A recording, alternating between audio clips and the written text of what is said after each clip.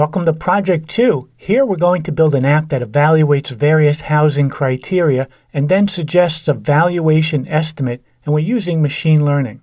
The code for this project is remarkably simple, maybe 50 lines in all, but how we get there is going to teach you a huge amount about machine learning using CreateML.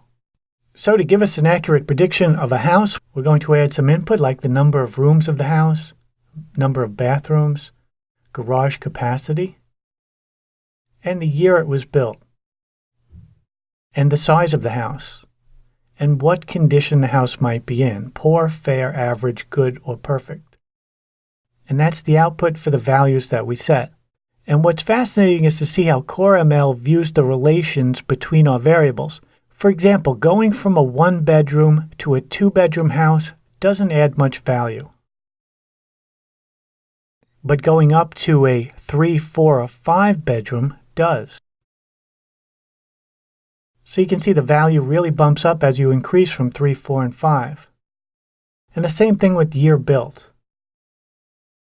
It's not adding a heck of amount of value, and that's factored in, but when you consider the size of the house, then you're really altering the value.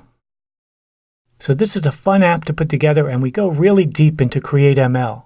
And in the first project, we put together an app that analyzes images of hand-drawn numbers, but this time we're going to venture into an entirely different area of machine learning, and that's regression analysis, which is designed to estimate how manipulating several variables can bring about a specific result, and in doing so be able to predict new results from variables it hasn't seen before.